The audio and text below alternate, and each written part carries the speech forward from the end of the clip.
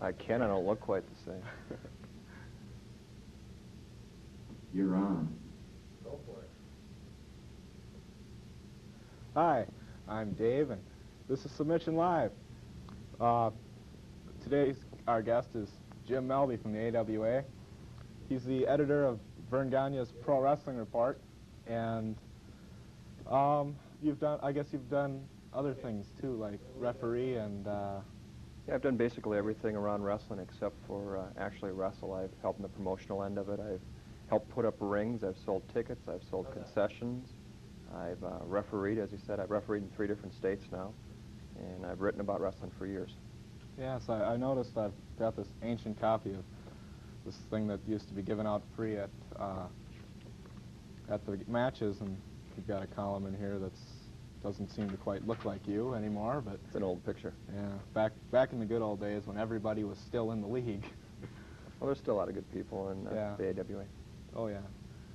I mean, the mega superstar. Well, what today are big stars were with the league, like Ventura and Hogan and the imprisoned. Ken Patera? Yeah, Ken Patera and Mr. Saito. Yeah, basically, if you follow the history of wrestling, everybody at one time period has wrestled in the Twin City area. I mean, long before there was an AWA or an NWA, wrestling in the Twin Cities goes back 50-some years to Tony Stecker, and every big name of professional wrestling has appeared here at one time or another. And a lot of them have learned their chops under the tutelage of Wally Carbo and Vern Gagne, as a matter of fact. Yeah, because I remember, still now I hear stories about my great-grandfather watching a lot of wrestling, and he'd sit there for every single weekend watching wrestling, sitting there saying it's fake, but yet he never would turn it off, and he'd sit there and say it's fake, it's all set, it's all staged, but he'd never turn it off, no matter what he said, or no matter what anybody said to him or anything. He'd faithfully watch that show. Mm-hmm. I think that's kind of a common experience. A lot of people doubt their eyes, but the cauliflower ears and the broken bones and the bloody noses and all the other injuries in wrestling are real. I mean, it's a professional major league sport business. People lose sight of that, but wrestling's as real as anything else. I mean, when a wrestler picks you up and slams you 12 feet through the air and you land on a mat. How do you fake that? I mean, there's no faking the concussion and abrasions and stuff that wrestlers suffer. Yeah.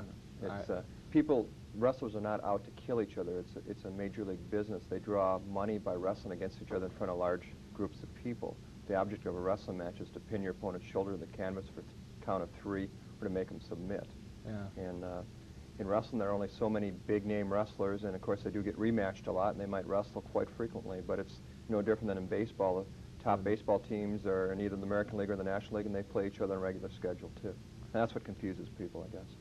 Yeah, I should mention that you can give a call at 426-9849 and ask Jim any questions you may have.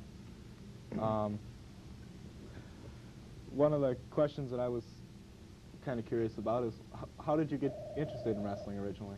Originally, I started following wrestling through my grandfather and my cousin Connie. They were big wrestling fans, and when I was like 8 years old, my cousin took me to my first match live, and I saw it the first time. I thought, I love this business. Someday I'm going to be a part of this business. Oh, we got a phone call here.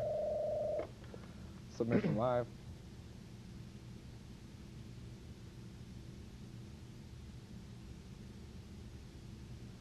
Okay, this person wants to know why so many people have been switching leagues as of late, from AWA to others and others to the AWA.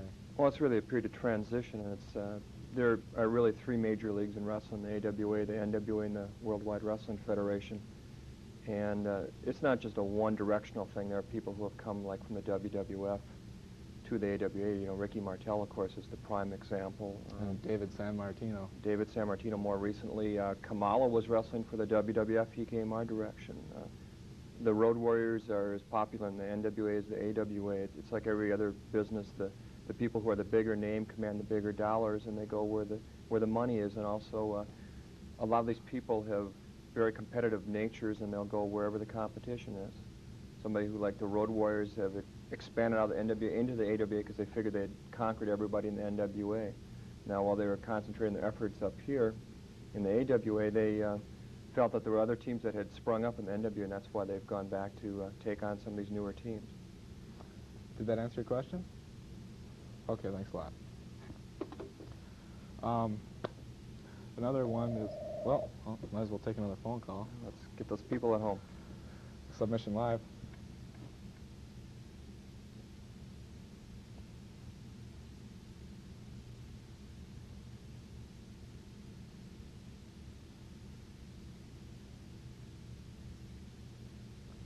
Okay.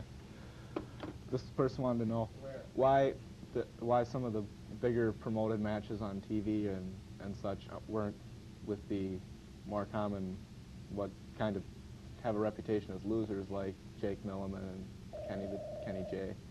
Television matches, which are filmed in a studio, are basically designed more as workout type things.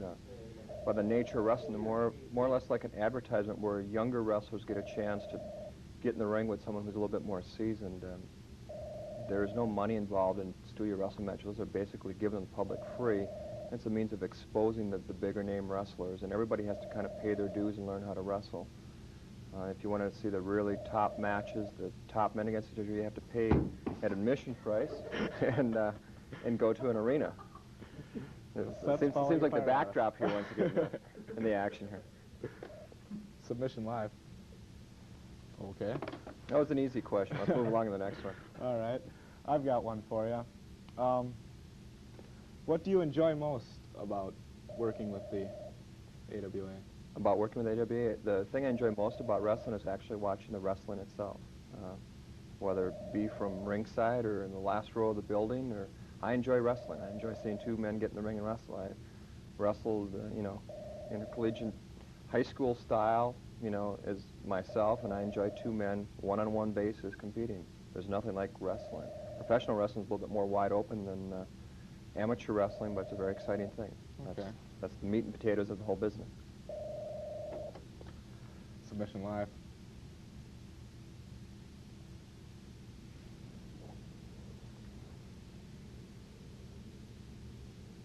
Scrap Iron, what was that name? George Gadasky. Gadasky, and what was the other one? Red Bastine. This person wants to know whatever happened to them. Okay, unfortunately, George Gadasky died a few years ago. He died of a brain tumor. He was a very close personal friend, and he's missed by all of us. He was a heck of a man in the ring and out of the ring. Red Bastine lives in the West Coast, and he just recently had knee surgery. He'll never be able to wrestle again, but he had a long career in the ring. He actually started out in the Twin Cities, too. Okay. Submission live.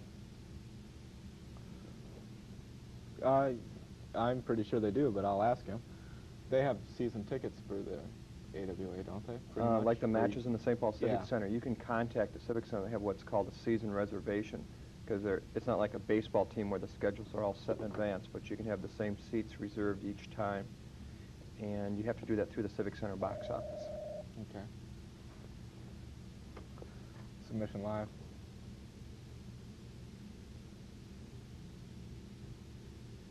Sure, I was going to get to that later on. This person wanted to know who your favorite wrestlers were.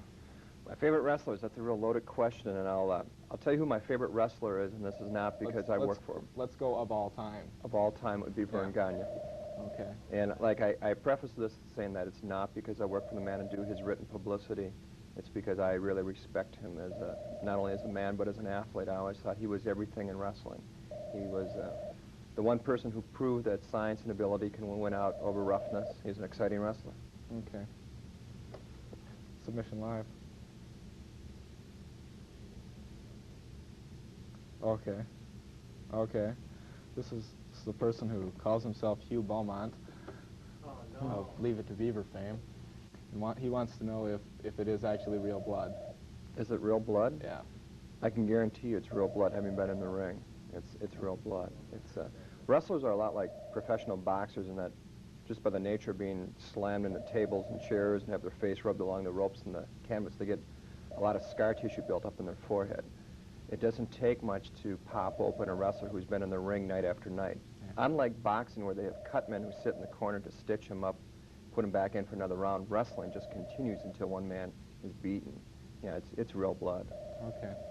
I'm going to ask that you hold your phone calls while we're talking. Try to get it towards the end of the question or in a break. Submission live. Yeah.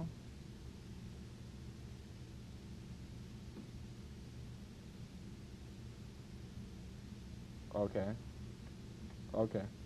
All right.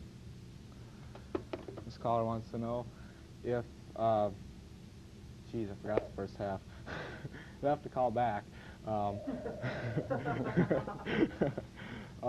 He wanted to know if they use any special technique to cut them, if they cut themselves to bleed, or if it's just in the course of a match. If I elbowed you in the forehead right now, you'd probably bleed too. Yeah.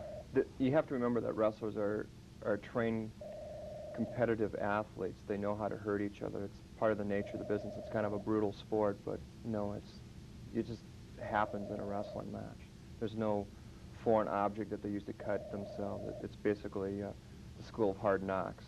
Okay. If you had your face rubbed across the ropes, you'd probably get rope burns and abrasions too. Yeah, I'm sure. Submission live.